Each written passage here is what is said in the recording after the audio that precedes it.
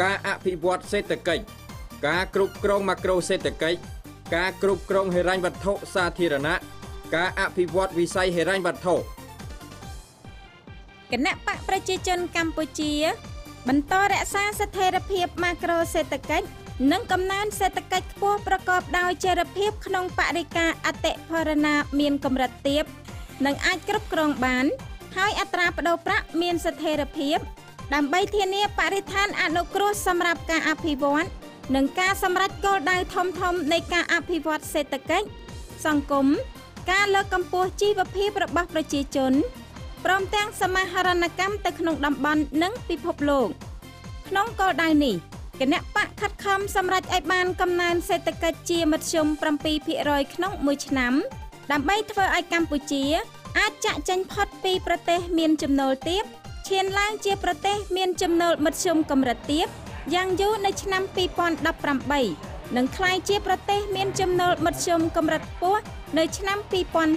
2030 ជាមួយគ្នានេះគោលដៅអភិវឌ្ឍសហសវត្សរ៍ឆ្នាំ 2015 របស់កម្ពុជានិងគោលដៅកាត់បន្ថយអត្រានៃភាពក្រីក្រជាង 1% ក្នុងមួយឆ្នាំ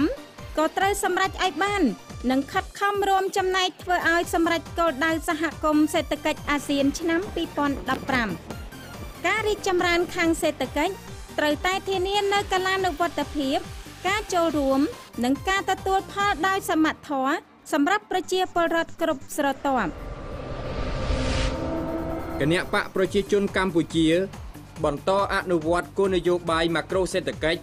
និងគោលនយោបាយហិរញ្ញវត្ថុសាធារណៈសមស្របគួបផ្សំនឹងគោលនយោបាយរូបិយវត្ថុដ៏ប្រយ័ត្នប្រយែងប្រកបដោយប្រសិទ្ធភាព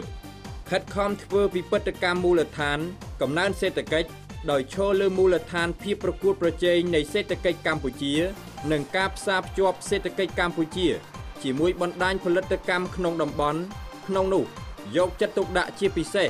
ការបន្តអនុវត្តគោលនយោបាយជំរុញផលិតកម្មស្រូវនិងការនាំចេញអង្ករដែលត្រូវបានចាត់ទុកជាមាសសរបស់កម្ពុជា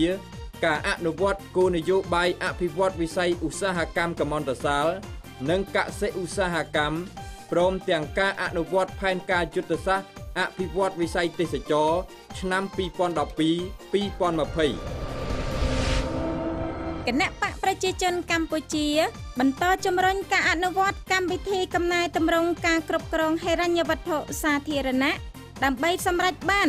នៅប្រព័ន្ធហិរញ្ញវត្ថុសាធារណៈមួយដែលមានលក្ខណៈស្តង់ដារអន្តរជាតិសម្ដៅធ្វើឲ្យប្រព័ន្ធនេះក្លាយជាឧបករណ៍អភិវឌ្ឍមួយដ៏មានប្រសិទ្ធភាពក្នុងការជំរុញកំណើនសេដ្ឋកិច្ចធានាសមត្ថភាពយុត្តិធម៌សង្គមធានាទ្រទ្រង់ប្រតិបត្តិការរបស់រដ្ឋនិងការផ្តល់សេវាសាធារណៈព្រមទាំងរួមចំណែករក្សាស្ថិរភាពម៉ាក្រូសេដ្ឋកិច្ចនិងស្ថិរភាពហិរញ្ញវត្ថុក្នុងគោលដៅខាងលើ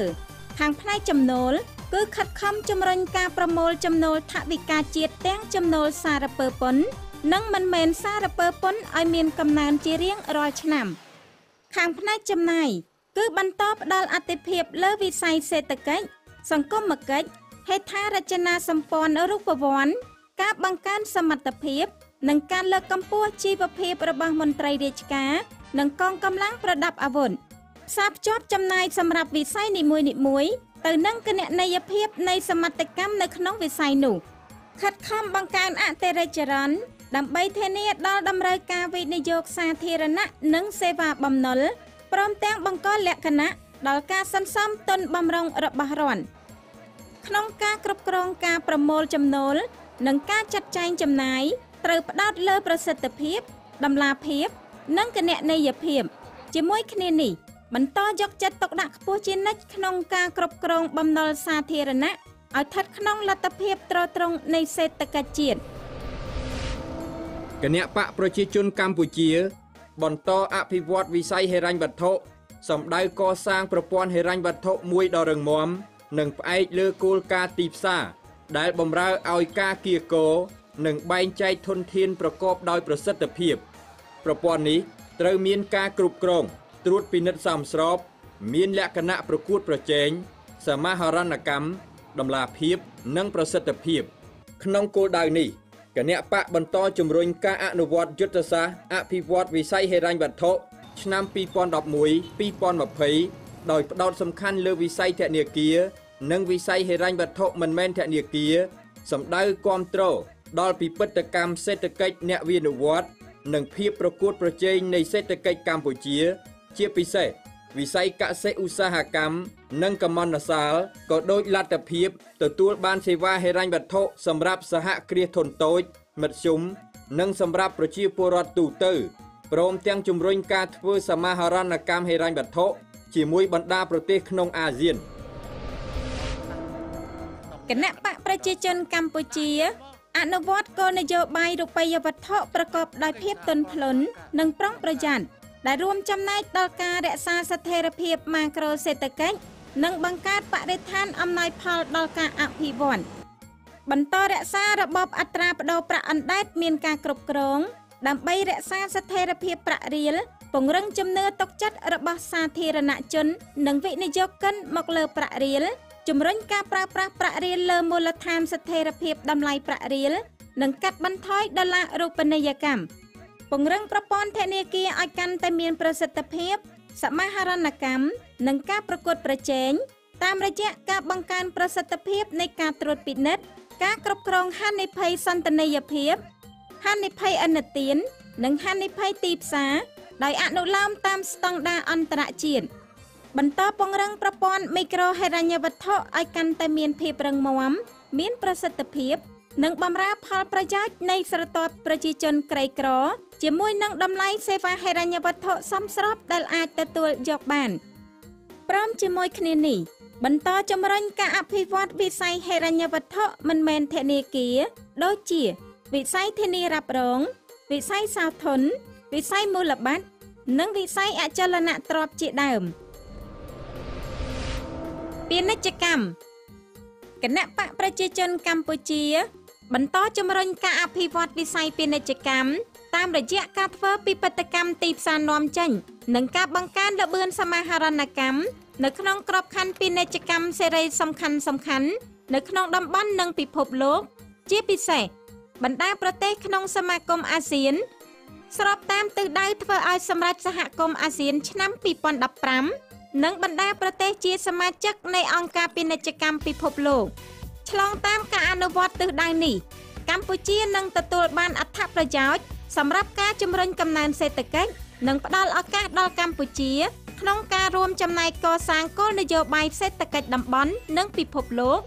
ដើម្បីឲ្យការធ្វើពាណិជ្ជកម្មក្នុងតំបន់និងពិភពលោកមានលក្ខណៈយុត្តិធម៌សមធម៌និងតម្លាភាពគណៈបកប្រជាជនកម្ពុជា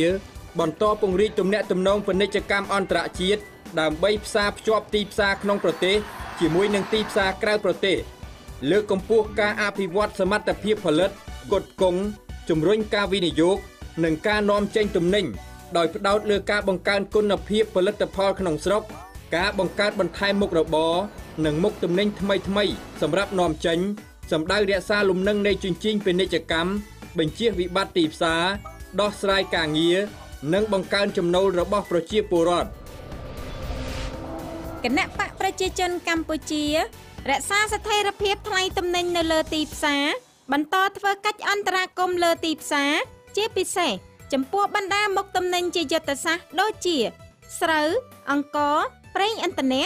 អគ្គិសនីទឹកនិងបណ្ដាមុខទំនិញផ្សេងទៀតដែលត្រូវការប្រើប្រាស់ចាំបាច់សម្រាប់ជីវភាពប្រចាំថ្ងៃរបស់ប្រជាពលរដ្ឋដោយចាត់វិធានការរាំងខ្ទប់បាតុភិបស្តុកទំនិញលក់ដំឡើងថ្លៃឬការលក់បំប៉ោងថ្លៃ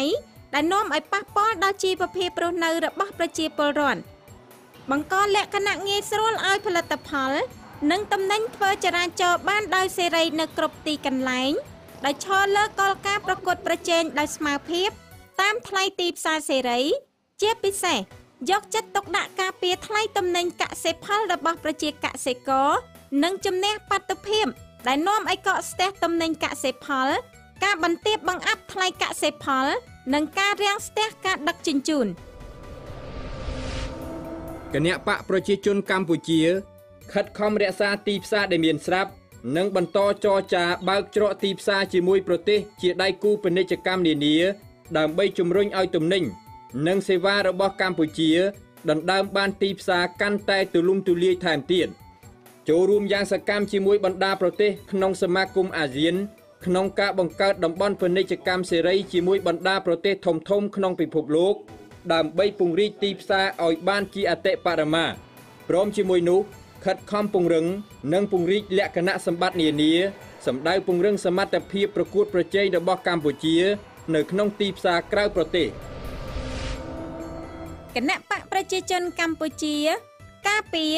លើកដំកើងកម្មសិទ្ធិបញ្ញាដែលជាប្រភេទកម្មសិទ្ធិឬទ្រព្យសម្បត្តិមួយដ៏មានតម្លៃដូចជាតម្លៃនៃទ្រព្យសម្បត្តិខាងបញ្ញាដែលតាក់ទងនឹងស្នាដៃតក្កកម្មការរកឃើញថ្មីនៃវិទ្យាសាស្ត្រការអភិវឌ្ឍបច្ចេកវិទ្យា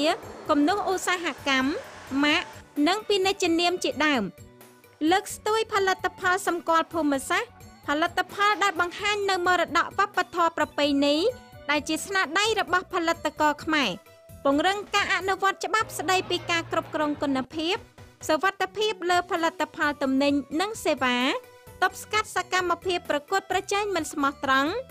រាំងស្កាត់ការផលិតការចែកចាយផលិតផលคล้ายៗផលិតផលគ្មានគុណភាពឬខូចគុណភាពដើម្បីការពារផលប្រយោជន៍របស់ធុរជនវិនិយោគិន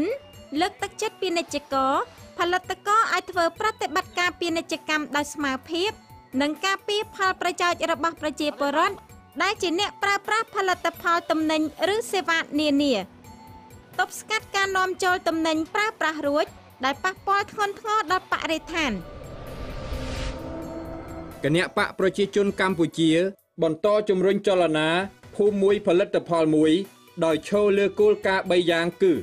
ជំរុញឲ្យប្រជាជនផលិតស្របតាមលក្ខខណ្ឌភូមិសាស្ត្រនិងលក្ខខណ្ឌទីផ្សារក្នុងប្រទេសនិងក្រៅប្រទេសផលិតឲ្យបានច្រើនផលិតមានគុណភាពល្អលក់ឲ្យដាច់ហើយបានថ្លៃខ្ពស់និងប្រើប្រាស់គំនិតច្នៃប្រឌិតទេពកោសល្យភាពប៉ិនប្រសប់របស់ប្រជាជនតាមមូលដ្ឋានដែលនឹងជួយបង្កើតមុខរបរបន្ថែមរួមចំណែកបង្កើនចំណូលលើកកម្ពស់កម្រិតជីវភាពរស់នៅ